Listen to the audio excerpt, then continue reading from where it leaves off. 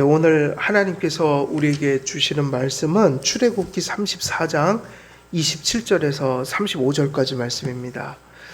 출애굽기 34장 27절에서 35절까지 말씀 제가 봉독해 드리도록 하겠습니다.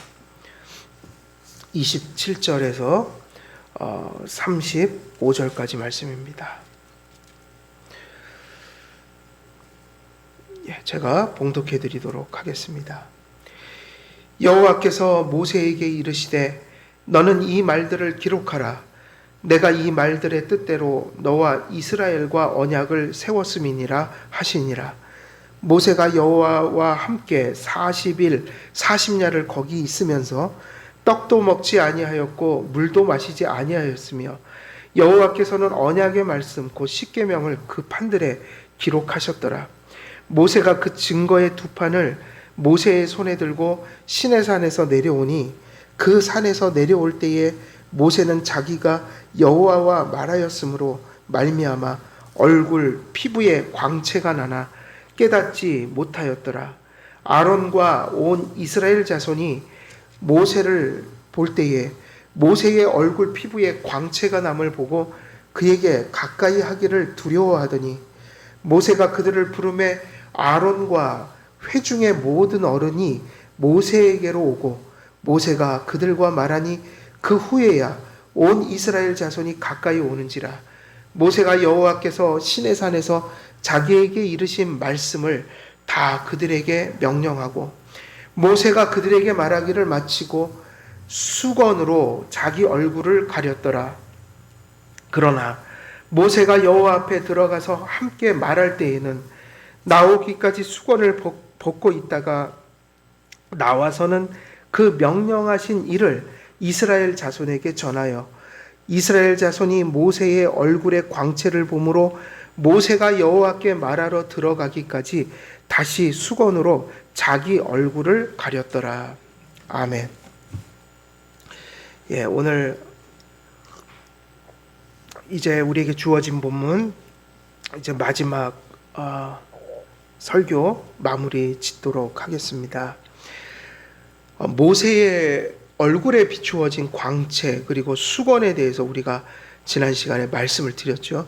그래서 이 얼굴의 광채의 의미, 이것은 하나님과의 교제 속에서 하나님의 영광이 그에게 비추어졌다. 사실은 구원의 복이 무엇인가? 하나님께서 당신의 말씀을 통해 우리에게 찾아오시는 거죠. 하나님이 어떠한 분이신 것을 우리에게 가르쳐 주시고 그 가르쳐 주신 대로 하나님이 우리와 관계를 맺으시고 그 관계 속에서 하나님의 계시를 통해 우리에게 알려주신 대로 우리에게 행하심으로 우리가 구원을 받고 복을 받고 살아간다.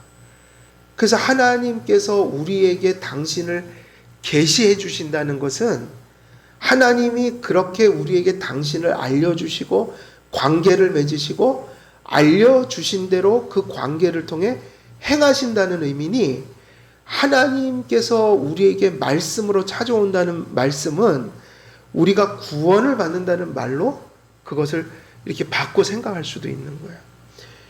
그래서 우리가 신약 우리가 이 신약의 시대에 모세가 얼굴에 비추었던 그 이적적인 비추임이 그거는 일종의 예표적이고 가시적이고 이적적인 모습으로 보여준 것이라면 이제 그 모세의 얼굴에 빛난 그 영광이 누구의 얼굴에서 누구에게서 그것이 성취됐겠어요? 예수님. 모세는 예표하는 빛이었지만 그 빛의 성취가 예수님께 나타났다. 그래서 모세의 얼굴에 비추인 영광, 이 영광의 의미가 많은 신약 성경에 여러 가지 목적으로 인용되지만 사실은 예수님이 변화산에서 변화되시면서 그 완전한 영화된 모습의 빛을 보여준 적이 있으시잖아요. 예수님 안에서는 그게 다 성취돼 버린 것이고 그 영광이 이제 누구에게 비친다는 얘기예요? 예수님 믿고 회개하고 이제 예수님을 쫓아가는 자들, 예수님의 제자들, 예수님의 자녀들, 예수님의 백성들, 이 우리들에게 이 영광은 성취된 모습으로 이제 비춰진다는 거예요. 그래서 민수기 6장 말씀을 보면 여호와께서 어떻게 하신다고 그랬어요? 여호와께서 구약에서도 강복 선언의 그 말씀을 어떻게 주셨어요? 여호와는 내게 복을 주시고 너를 지키시기를 원하며 여호와는 그의 얼굴을 내게 비추사 은혜 베푸시기를 원하며 여호와는 그의 얼굴을 내게로 향하여 드사 평강 주시기를 원하노라. 그 얼굴을 그 백성에게 향하여 그 얼굴빛을 비춰주는 게 구약 백성들의 복이었던 거예요. 사실은 구약도 절대로 기복신앙이 아니에요. 구원의 복음의 궁극적인 우리가 지금 누리고 있는 그 복을 예표와 그림자 속에서 희미하게 바라봤을 뿐이에요. 그러나 본질이 같은 것을 바라보았다. 그래서 최고의 복은요, 하나님께서 말씀으로 찾아오셔서 성경 말씀 들을 때 성령님이 역사해서 그 말씀을 믿고 회개하고 그 일을 통해 믿음을 통해 예수님을 모시고 연합하고 그분과 교제하면서 살아가는 삶, 여기에 최고의 복이 있는 거예요. 그래서 하나님 안에 우리가 이 세상을 나그네 인생으로 잠시 살아가다 보니 나그네로서도 이 현실에 필요가 있으니 우리가 죽기 전까지는 우리가 구원받고 현실에 속한 것들을 하나님께 받아 누리는 것도 복이지만 궁극적으로는 사실은 현실적인 복들은 일시적인 복인 거예요. 그리고 심지어는 이 땅에서 하나님의 어떤 뜻 가운데서 우리는 현실적인 것이 어려움을 당할 때도 있는 거예요. 그래서 현실적인 어려움을 당한다고 하여 그게 저주받은 게 아니다. 현실적으로 잘 되는 것도 복이고 하나님 뜻을 따라 산다면 현실적으로 안 되더라도 그가 복을 받지 못한 게 아니라는 거예요. 예수님 믿고 회개하고 지금 주님의 뜻을 따라서 살아가는 삶, 하나님과 이웃을 사랑하고 교회를 사랑함으로 섬기는 그런 믿음 안에 궁극적인 복이 있는 거예요. 그래서 그 삶이 어떤 삶이냐면 하나님의 영광이 비추고 있다. 말씀을 듣게 하시고 그 말씀을 들을 때 믿음을 주시고 깨달음을 주시고 그 말씀이 나를 지배해서 믿음과 회개와 주의 말씀을 따라가는 삶의 실제가 존재하는, 그걸 뭐라고 그러냐면 성령이 충만한 삶이라고 그러죠. 성령이 지배하는 삶. 그래서 현실은 잘 될 때도 있고 어려울 때도 있지만 그것은 본질이 아닌 거예요. 중요한 것은 성령님이 나를 지배하는 그 하나님이 우리를 향하여 얼굴을 드사 그 얼굴의 빛을 비춰주는 삶.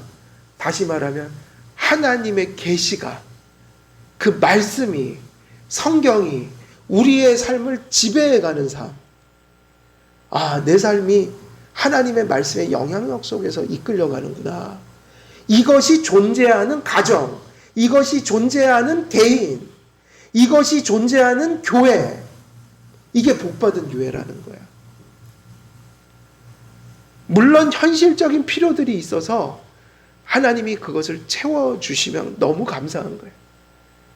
그러나 어쩔 때에는 그게 어려워지더라도 하나님의 말씀이 내 가슴 속에 살아있는 한, 그 가정이 하나님의 말씀을 받고 순종하는 그런 성령의 지배가 있는 한, 그리고 하나님의 말씀이 중심된 교회 안에 그런 성령과 그리스도의 통치가 실존하는 한 그곳은 복을 받은 교회요, 가정이요, 개인들이라는 거예요.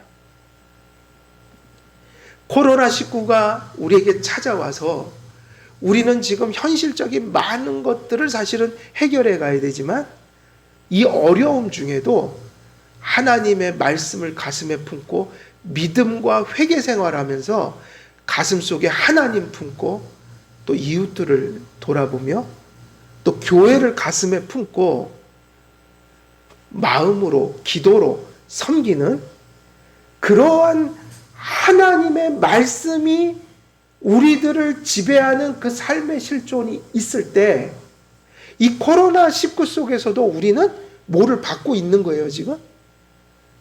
복을 받고 있는 거야. 복을 받고 있는 거라고요.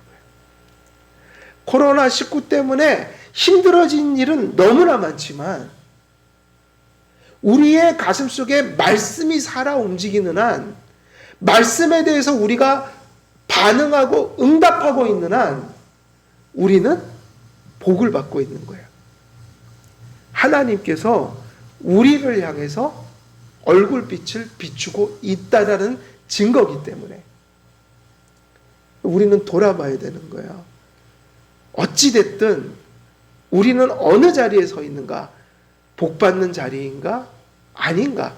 그걸 결정하는 것은 말씀이에요. 오늘도 우리가 말씀이 들려지고 있는가? 내 귀에. 내 가슴속에 말씀이 들어오고 있는가? 믿음으로 반응하고 있는가? 우리의 삶 속에 순간순간 이 부족한 우리들은 회개하며 살아가고 있는가? 말씀을 쫓아갈 의지가 내 속에 있는가? 하나님이 내 시야에 보이는가? 이웃들이 보이는가? 교우들이 보이는가? 교회가 보이는가? 우리 시야 속에 그것이 보이고 있다면 우리는 복받은 자들이다. 왜냐하면 그 삶이 말씀을 따라가는 삶이니까요.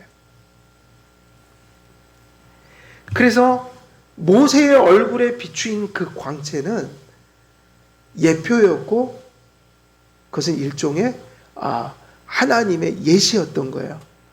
누구에게서 빛날 영광이요? 누구에게서 이제 성취될 예수님. 그리고 이제 예수님을 믿고 살아갈 자들에게서 비추일 그 영광. 근데 그 영광이 뭐라고요?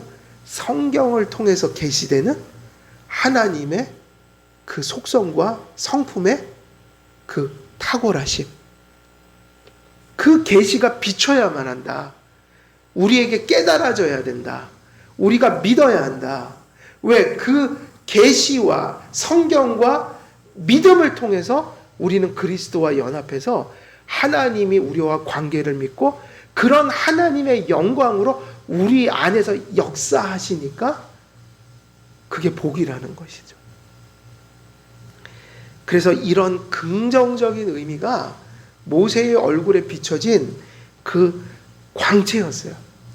그러나 이 광채는 부정적인 의미도 전달하는 전조 내지 예시가 되었대요. 그러니까 긍정적인 의미는 제가 말씀드린 부분이고, 그러니까 성경에서 모세의 얼굴의 광채와 수건은 긍정적인 의미를 가르칠 때도 예로 가져오고 부정적인 의미를 경고할 때도 가져와요. 이것을. 그래서 긍정적인 의미도 있고 부정적인 의미도 있고, 이 모세의 얼굴의 광채와 수건에 얽힌 이야기들은 신약에서 다양한 의미로 이렇게 인용되고 있어요. 신약 성경에.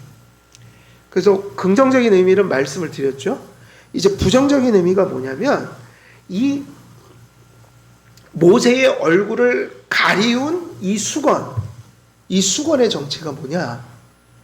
그러면 다양한 의미들이 있지만 우리가 지난 시간에 본문을 읽어드린 것처럼 고린도후서 3장 7절에 18절처럼 약간 부정적인 의미, 어떤 것을 경계하기 위하여 이 본문을 인용할 때가 있습니다.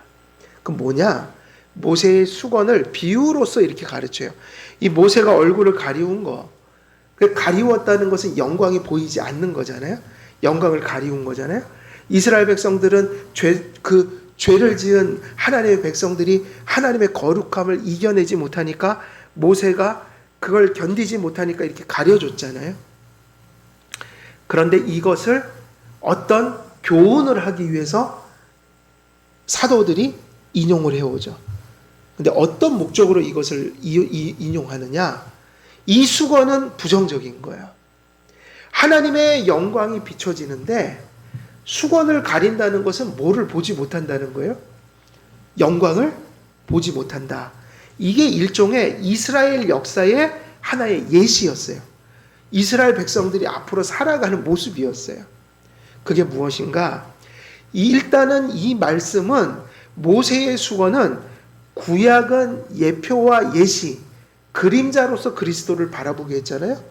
그러니까 신약보다 선명했어요? 희미했어요? 구약은 희미했죠. 희미했어요. 그래서 모세의 수건은 예수님 안에서 성취될 신약의 시대, 새 언약의 시대를 바라보며 구약은 일시적이고 이러한 요소들을 가지고 있다는 것. 예를 들면 성막을 통해서 율법 체계 속에서 그리고 강력한 율법 시행 속에서 그러한 예표와 몽학선생적인 역할을 통해서 사실은 그리스도를 바라보았다. 그러니까 예수님이 오시면 성막도 사라지고 의식법도 사라지고 많은 것들이 사라지는 거예요. 그러니까 구약시대는 신약보다 훨씬 희미하게 무엇을 통해서? 그림자와 예표로, 예언을 통해서 바라봤다. 그러니까 무엇이 무엇보다 탁월하다는 얘기예요? 구약보다 신약이 탁월하다. 이유는 뭐냐? 구약의 그림자였다면 신약은 실체가 오셨다는 거예요. 예수님이 오셨다는 거예요. 구약은 오실 예수님을 바라봤지만 이제 신약의 성도들은 오신 예수님을 모시고 사니까 훨씬 더, 본질은 아니어도 디그리에 있어서, 그 디그리 정도에 있어서 신약의 성도들이 훨씬 더 풍요로운 은혜를 입고 살아간다. 그래서 그 얘기를 하는 거죠. 사라질 것들에도 영광이 있었는데 예수님이 오시고 이제 그 영광을 직접 이렇게 받고 있는 우리들의 영광은 비교할 수 없이 크다. 그러니까 구약에 머물러 있지 말고 어디로 오라는 거예요, 빨리? 신약으로. 그림자와 예표는 이제 지났으니까 그게 바로 예수님을 가리키고 있었으니까 그림자는 이제 내려놓고 진짜 그 그림자가 가리키던, 성막이 가리키던, 구약의 절기들이 가리키던 그 예수님을 붙들어라. 그 얘기를 하는 거잖아요. 그러니까 무엇과 무엇의 대조인 거예요? 그 수건은 구약의 예표와 그림자와 오신 예수님이란 실체, 신약 시대의 탁월함을 대조한 거라고. 이 얘기를 왜 자꾸 하는 거죠? 바로 이런 사람들이 있었으니까. 구약의 백성들 중에 많은 사람들이 뭐로 비유죠? 뭐로 눈이 가려져 있는 거예요? 여전히 수건. 그래갖고 구약에서 가리키던 건 예수님인데 예수님을 붙들 생각을 안 하고 예수님이 오셨는데도 뭐를 계속 붙드는 거예요? 구약의 율법의 의식들을, 이런 거를 붙들고 누구를 배척하는 거예요, 사실은? 예수님을. 참 아이러니하죠. 구약의 모든 것이 예수님을 가리키는데 예수님이 오셨는데 예수님을 안 붙들고 그림자를 붙들고 살려고 하는 거. 그 고집, 그 무지몽매함. 이것을 책망하고 있는 거예요. 그런데 구약이나 신약이나 이게 동일한 교훈들을 주고 있어요. 구약의 백성들 중에 많은 사람들이 예수님을 구약의 그림자와 예표를 통해 구약의 분량만큼 붙들고 살았어요. 그러니까 구약에도 예수님이 있는 거예요, 없는 거예요? 있죠? 근데 얼만큼 알고 살았냐면 구약의 분량만큼, 그 디그리만큼 희미하게 바라봤어요. 근데 그게 하나님의 뜻이니까 그렇게 붙들고 살면 사는 거예요. 근데 구약 백성들 중에는 상당히 많은 사람들이 어떻게 살았을까요? 모세의 수건에 가린 것처럼 눈이 가려져서 희미하게나마 예수님을 발견하지 못했어요. 그러니까 구약 시대에도 아브라함이나 아벨이나 다윗이나 야곱이나 이런 사람들은 예수님을 희미하게 바라보고 구약의 방식과 분량만큼 예수님을 따라간 거예요. 그러나 사울이나 에서나 이스마엘이나 그리고 수많은 구약의 백성들이 할례는 받았지만 성령 받지 못해서 거듭나지 못했기 때문에, 그리고 삶 속에서 하나님께 돌이키는 회개가 그들에게 없었고 믿음이 없었기 때문에 그들의 눈에는 뭐가 이렇게 씌어 있었어요? 수건이 가려져 있어서 그 제사를 지내면서도 피를 흘리며 죽어가는 양들을 보면서도 그것이 자기의 죄를 대속할 메시아의 도래를 가리키라는 것을 전혀 믿지도 않았고 관심도 안 가졌고 심지어는 배척했어요. 그래서 제사는 지내지만 하나님이 의도하신 모습으로 제사를 지낸 게 아니다. 그래서 하나님께서 한탄하실 때가 많잖아요. 너희들은 제사를 지내지만 나를 바라보지 않는다. 구약에서도 이런 일이 있었다는 거예요. 그래서 신약의 이 말씀을 적용한다면 신약 시대도 사실은 이면에 있어서는 동일한 우리가 어떤 교훈을 얻게 되는 거죠. 신약의 교회도 구약 백성처럼 동일하게 세례받고 성찬에도 참여하지만 거듭나지 못한 사람들이 존재할 수 있겠어요? 없겠어요? 있단 말이에요. 외적으로는 교인이지만 실제로는 거듭나지 못한 사람들이 있단 말이에요. 그러면 그 사람들이 바로 누구예요? 눈에다가 뭐를 이렇게 덮고 사는 사람들.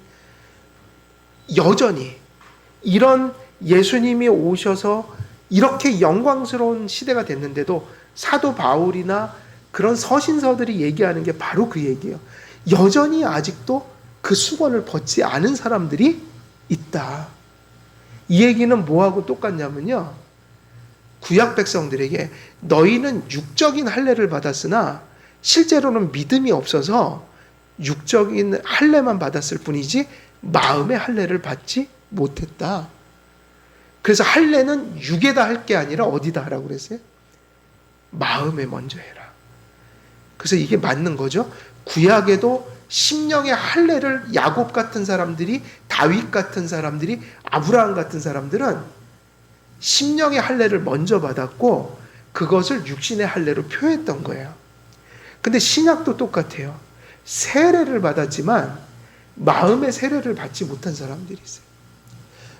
믿음이 무엇인지를 모르고 믿음의 삶이 무엇인지를 모르고, 다시 말하면 복음을 바로 알지 못하거나 복음을 여전히 가슴속에 순복하지 못한 사람들이 존재하니 교회 안에는 거듭나지 못하고 실제로는 믿음을 갖지 못하고 그리고 회개하지 않은 자들이 존재하기 때문에 어떤 일이 있냐면, 교회를 다니지만 육적인 세례를 받았지만, 물 세례를 받았지만 믿음이 없으므로 전혀 누구를 바라보지 못하고 사는 사람들이 있어요. 예수를 바라본다는 것이 무슨 의미를 알지 못하고 살아가는 사람들이 있다. 이렇게 얘기하면 또 헷갈리니까 간단하게 얘기하는 거야. 여전히 물 세례는 받았지만 믿음이 아직 없다는 얘기예요. 믿음이 없다. 그리고 사실은 형식적인 의미에서 회개한 것처럼 보이지만 실제로는 하나님 앞에 분명한 회개를 한 적이 없다. 그래서 회개가 뭔지를 모르는 거예요. 그것이 무엇으로 나타나냐면 삶 속에서, 예배 속에서 의식과 형식에는 참여하나 실제로는 예배와 삶 속에서 그리스도와 복음을 의식하지 못한다.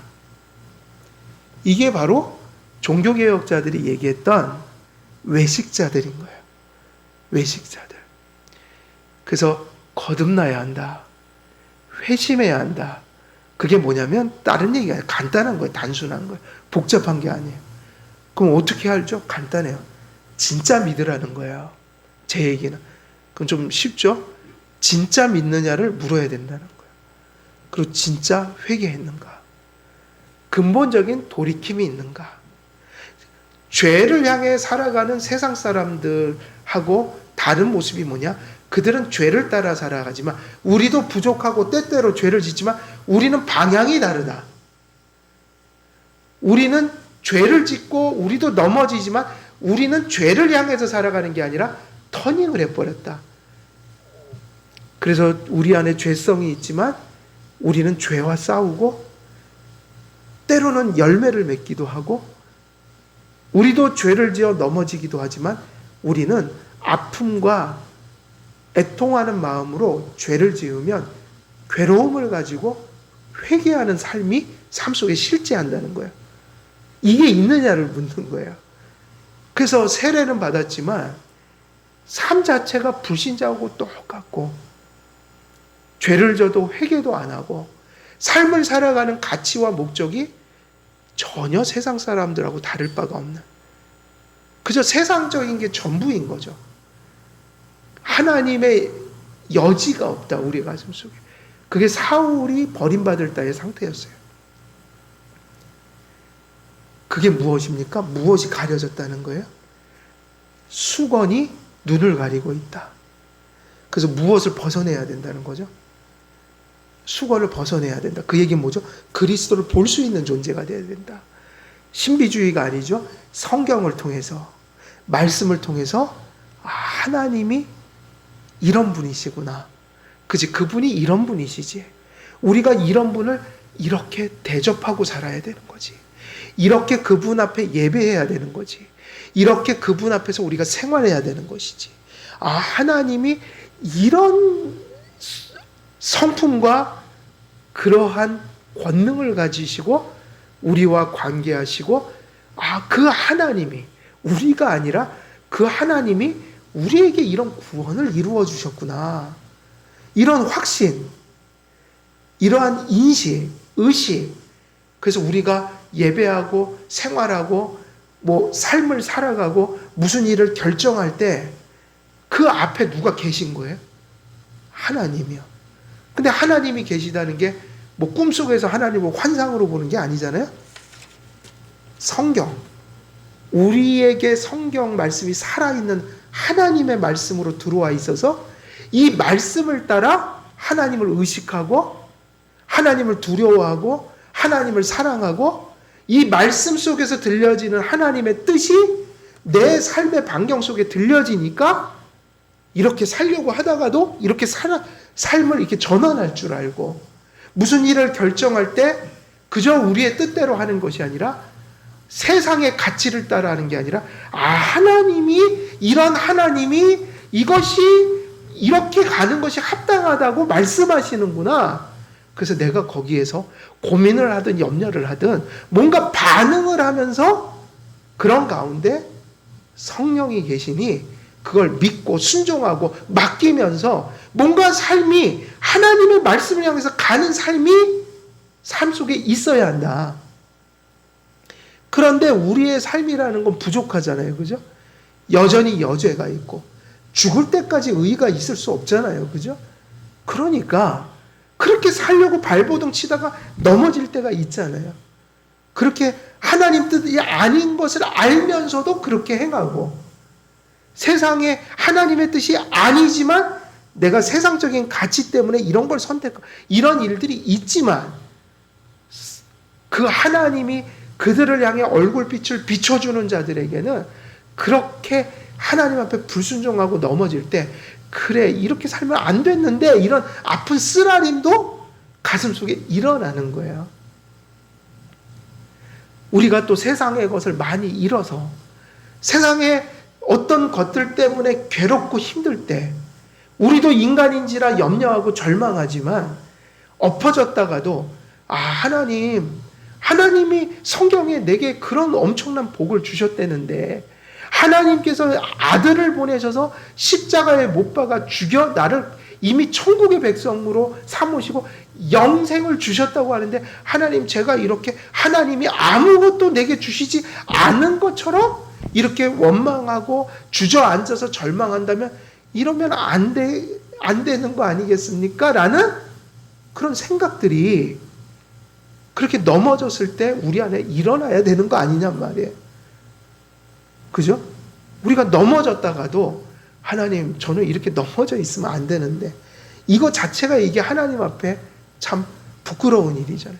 하나님이 내게 은혜를 주셨고 구원을 주셨고 내 삶 속에서 이런 어려운 일이 있지만 내게 주신 것이 너무 많은데 하나님 감사하는 게 마치 제가 이렇게 원망하고 불평하고 절망하는 거 이게 합당하지 않네요. 이러고 뭔가 가슴이 불편해서 엎어져 있다가도 다시 털고 일어나서 하나님 죄송합니다.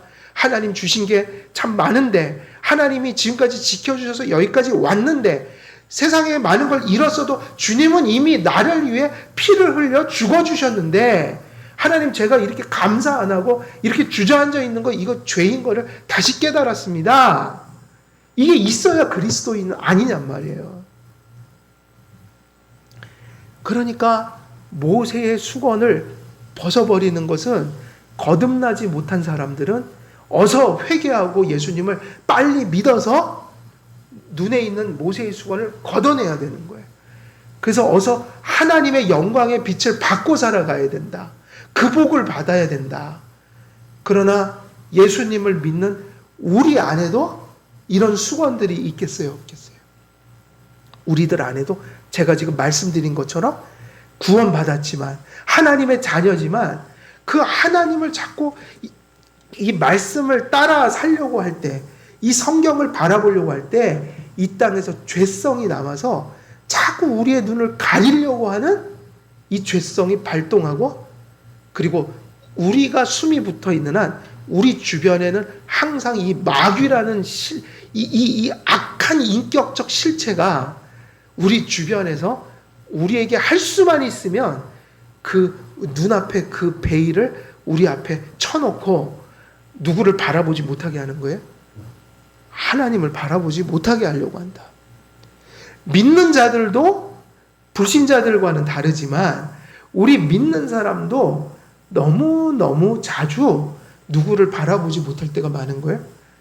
하나님을 바라보지 못할 때가 많은 거예요. 언제 바라보지 못하죠? 죄 지을 때. 우리가 잠들어갖고 또 잠시 잠들어갖고 죄를 막 따라갈 때가 있어요. 그때 눈이 가려요. 성경에 산상수훈에 참 중요한 말씀이 나오죠. 마음이 청결한 자는 누구를 볼 것이요?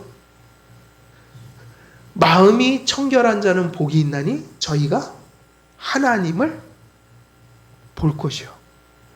마음이 청결하지 못하면 어떻게 된다는 거예요? 누구를 못 본다는 거예요? 하나님. 그래서 용서받아야 돼요. 죄사함. 우리는 스스로 깨끗해질 수가 없잖아요. 맞죠? 우리는 죄의 문제를 스스로 해결할 수가 없어요. 그죠? 누구의 피값으로? 예수님의 피값으로. 예수님의 의와 공로로 죄사함을 받아야 돼요.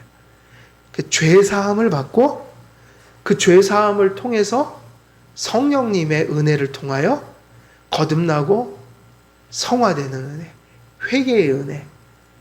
그래서 우리가 죄를 범했지만 죄의 지배력을 죽이시는 하나님, 그리고 우리의 그 죄를 씻어내시는 하나님, 깨끗하게 자꾸 만들어주시는 하나님.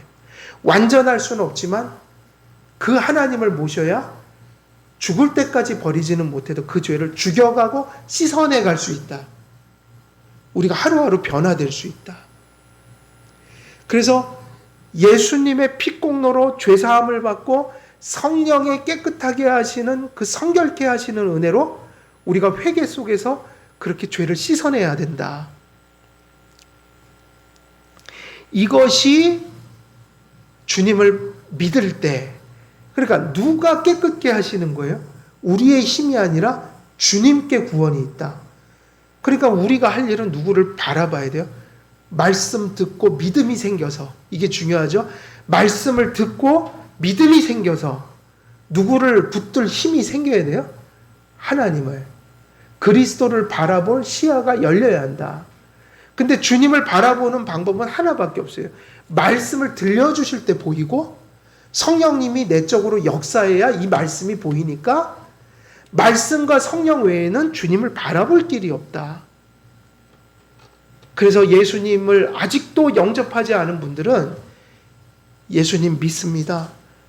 이제 나의 삶을 돌이켜 이제 죄를 따라가던 삶에서 이제 주님을 쫓아가는 삶을 살겠습니다. 이렇게 회개하셔야 되고요.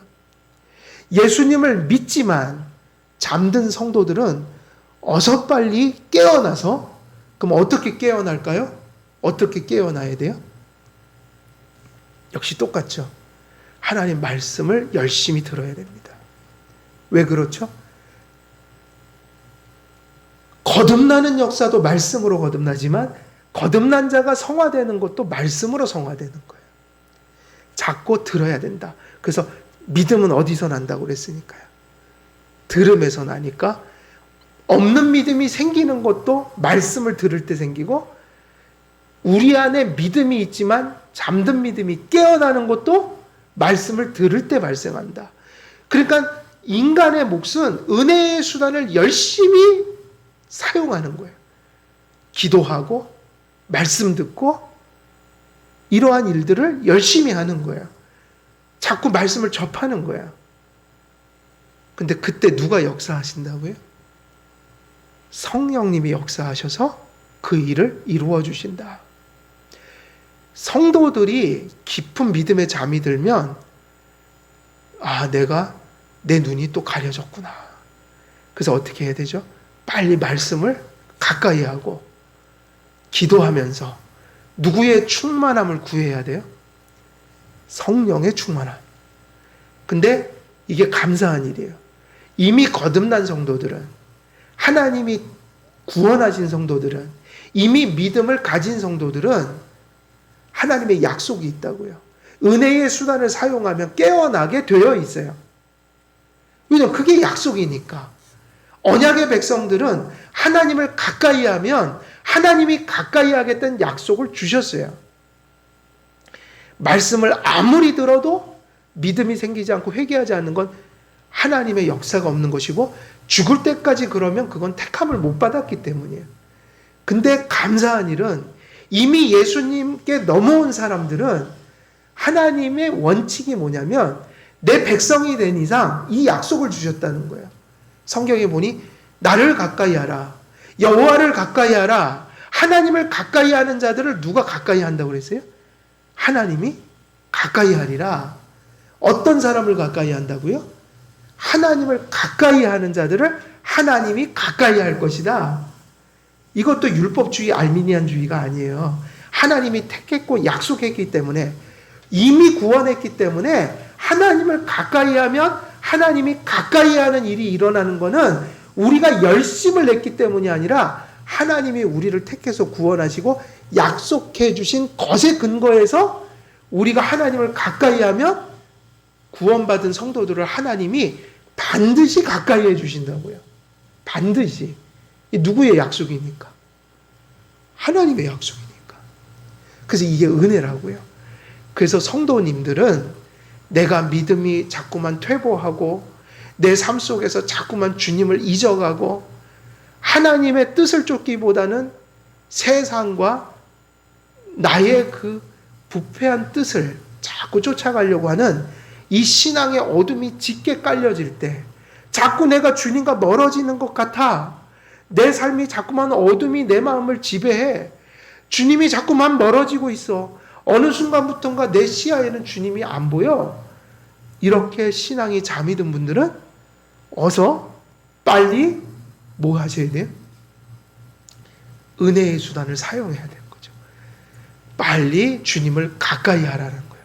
주님을 가까이 하라는 뜻이 뭐냐면 은혜의 수단을 활용하라는 얘기예요.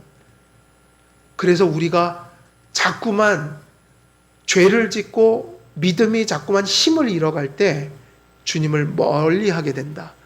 근데 자꾸 멀어지게 되면 자꾸 멀어지는 거예요.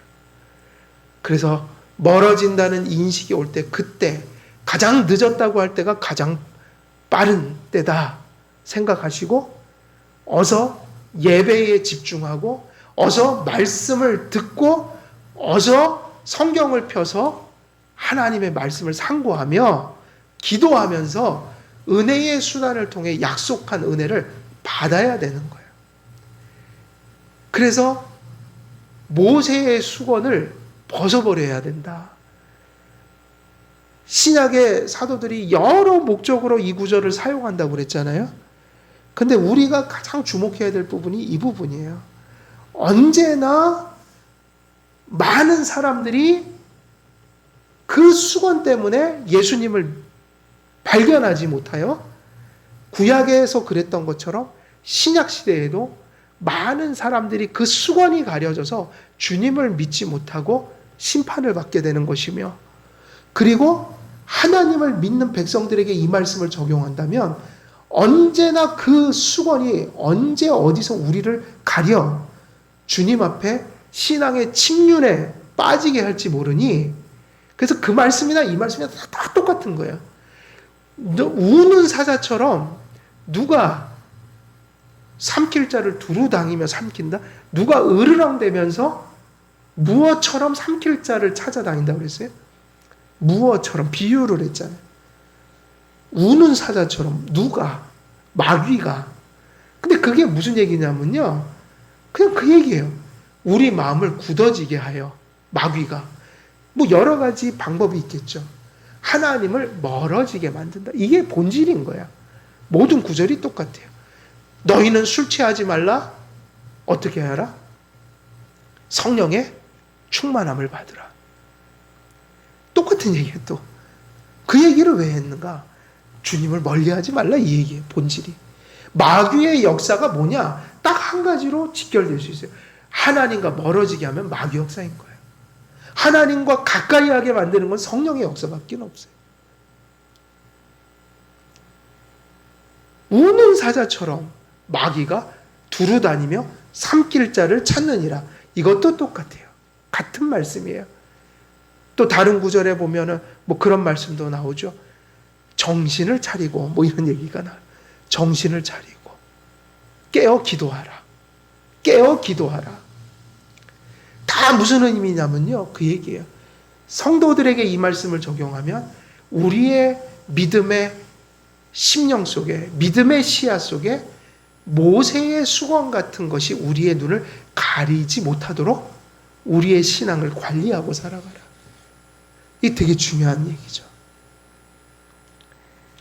그래서 오늘 이 말씀 우리가 정리를 하면, 이 모세의 얼굴에 비추인 광채는 이제 그리스도께서 그의 구속사역을 통해 이루심으로 구속주 하나님으로서 우리와 관계를 맺으시고 우리에게 행하실 그 하나님의 복과 영광을 가리키는 거라면, 이 수건이라는 것은 여러 가지 목적으로 사용되나 오늘 우리가 고린도서에 있는 말씀에 있어서 가장 중요한 이 말씀을 신약의 사도들이 서신서에서 인용하는 목적 중에 하나가 바로 이렇게 주님을 바라보지 못하는 이러한 수건이 우리의 신앙 속에 있을 수 있다는 거예요.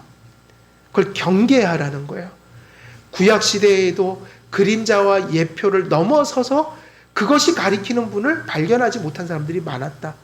그래서 구원을 받지 못했던 것이고, 신약시대에도 이것을 적용한다면 여전히 세례를 받고 교회를 출석하는 교인일 수는 있으나 거듭나지 못하면 그 얼굴에 수건이 가려 주님과 교통하는 삶을 살지 못한다. 그리고 마지막으로 이 말씀을 어디에 적용해야 된다고요? 불신자들만 적용할 것이 아니라 예수님을 이미 모시고 구원을 받은 우리의 삶 속에 우리의 연약함으로 인해서 누구를 바라보지 못하는 일들이 삶 속에 있을 수 있는 거예요. 때때로 주님을 잊고 살아가는 신앙의 잠 속에 빠져들어가는 그런 인생의 시기들이 있잖아요. 그래서 그런 잠 속에 빠지면 아니 된다라는 것을 하나님이 우리에게 경계시키는 거라. 그래서 이것을 극복할 수 있는 길은 뭐밖에 없다고요? 이걸 극복할 수 있는 길? 은혜의 수단을 가까이 하는 길밖에 없어요. 그게 하나님을 가까이 하는 통로니까요. 이번에 북한하고 또 잠시 동안 이게 DMZ 전화 약간 열렸다가 왜 이렇게 속이 좁은지 모르겠어요. 북한도. 그죠? 어쩔 땐 화가 나요. 왜 이렇게 속이 좁은지. 그것도 몇 시간 또 열었다가, 그죠? 그걸 또, 문제를 해결하려면 더 열어야지 해결이 되지. 근데 전화선을 끊으면 통화할 기회가 사라져버려요. 우리가 하나님을 바라본다, 붙든다, 교통한다는 것은 뭐밖에 없어요? 하나님의 말씀밖에 없거든요. 그러니까 하나님을 가까이 하면 하나님이 우리를 가까이 하신다. 은혜의 수단을 활용하라. 우리가 자꾸만 나태해지고 죄를 범하면 더 하나님께 멀리 가는 게 보통이에요. 그죠? 한 번 멀어지면요, 걷잡을 수 없이 멀어져요. 그래서 더 멀어지기 전에 빨리 돌아와야 돼요. 낭패를 보고 돌아오면 안 되잖아요. 빨리 돌아와야 돼요. 근데 그 가까이 한다는 게 무슨 말씀이냐면, 말씀 읽고 기도하고 예배드리고 교제하면서 그런 은혜의 수단을 통해 하나님을 가까이 하라는 얘기예요. 그래서 예배를 게을리했던 분들은 열심히 예배를 드리고, 말씀을 읽기를 게을리했던 분들은 어서 말씀을 열심히 부지런히 읽고, 기도를 게을리했던 분들은 어서 기도를 하고, 성찬에 참여하고, 이런 은혜의 수단을 활용해야 된다. 그러면 이것이 단지 너희들이 열심히 하면 열심히 하는 거 봐서 내가 만나줄게, 이게 아니라 이미 거듭나고 믿음을 가진 성도들이 때때로 넘어졌지만 소망을 가질 수 있는 이유는 가까이 하면 가까이 해주시겠다는 게 누구의 약속이기 때문이에요? 하나님 편의 약속이고, 이게 언약의 약속이고, 누구를 대상으로 주신 약속이에요? 이미 거듭나고 하나님의 언약의 백성이 된, 가슴속에 할례 받은 택한 백성들을 향한 약속이기 때문에, 이미 믿음을 가졌지만 잠시 흔들려서 넘어졌다고 해서 실망하지 말고 어서 주님을 가까이 하면 하나님이 어떻게 하신다는 약속을 하셨다고요? 가까이 해주신다. 이게 안 이루어질 수가 있나요? 없나요? 우리가 가까이 하는데도 하나님이 멀리하는 일이 있을 수 있어요? 없어요? 없죠. 왜냐하면 누구의 약속이니까? 하나님 편의 약속이니까 하나님이 그걸 어기면 약속을 어기는 분이 돼요. 그래서 여러분 의심하지 마세요. 하나님 백성은 아무리 넘어지고 엎어져도 하나님 앞에 회개하고 돌아오면, 은혜의 수단을 통해서 하나님 앞에 가까이 나오고자 하면 하나님이 반드시 가까이 해주신다. 어떤 그리스도인들은 그렇게 해주고 어떤 그리스도인들은 그렇게 안 할까요? 아니요. 모든 그리스도인들을 그렇게 해주세요. 왜냐하면 약속이니까. 그래서 견인의 은혜가 있는 거예요. 택함 받은 백성은 한 명도 안 잃어버리고 또 하나님이 찾아오신다. 그래서 하나님 편에서는 하나님이 사실은 또 끌어주시는 거예요. 내게 가까이 와라. 근데 그게 우리의 인격 속에는 우리가 열심을 내고 결단을 하고 이런 모습으로 나타날 뿐인 거죠. 그래서 여러분, 우리가 어렵고 힘들수록 누구를 가까이 해야겠습니까? 하나님을 가까이 합시다. 오늘 본문에 대로 하면 우리의 눈에 가려진 누구의 수건을 걷어내야 돼요? 모세의 수건과 같은 수건을 어서 얼굴에서 걷어내고 어서 빨리 믿음과 회개로 하나님 앞에 나가고 은혜의 수단들을 붙들고 하나님께 나가자. 그러면 하나님이 우리에게 약속을 반드시 성취해 주신다. 우리에게는 회복이 약속되어 있는 거예요. 그 성도의 복이 그거예요. 언제나 아무리 망가져도 회복이 약속되어 있다. 하나님 앞에 믿음과 회개가 우리 안에 남아있는 한 주님 앞에 나가면 된다는 거예요. 오늘 이 말씀 잘 기억하시고 우리가 우리 한길교회 모든 성도님들은 믿음과 회개로 그리고 또 은혜의 수단을 믿음으로 붙들므로 언제나 주님을 가까이 하여 주님을 바라보고 살아가는 삶, 이 삶이 우리의 삶 속에 충만하여져서 하나님의 복을 받아 누리고 살아가시는 모세의 수건이 다 걷어져서 우리의 시야 속에 주님이 분명히 또렷이 우리에게 보여 우리가 생명의 길을 분명히 걸어가는 그런 복을 받는 한길교회 성도님들 다 되시기를 우리 주 예수 그리스도의 이름으로 축원드립니다. 기도하겠습니다. 살아계신 하나님 아버지, 연약하고 어리석고 아직도 죄의 잔재가 가득한 우리의 심령 속에 하나님께서 믿음을 주시고 구원을 주시니 감사를 드립니다. 엎어지고 넘어져도 하나님의 언약의 약속을 근거해 예수님의 피를 의지하여 주님 앞에 나갈 때 하나님께서 우리를 가까이 해주실 것이라는 약속을 하셨습니다.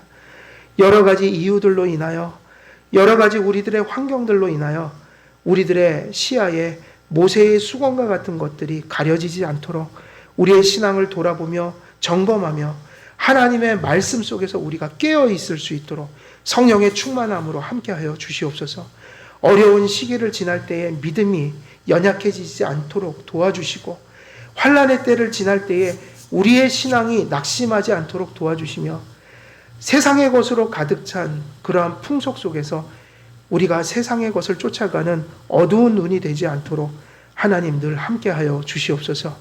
분명한 시야와 또렷한 시력으로 하나님을 바라봄으로 하나님의 영광이 우리의 삶 속에 충만한 그러한 복을 받아 누리는 한길교회의 모든 성도님들이 될 수 있도록 하나님 충만하여 주시옵소서.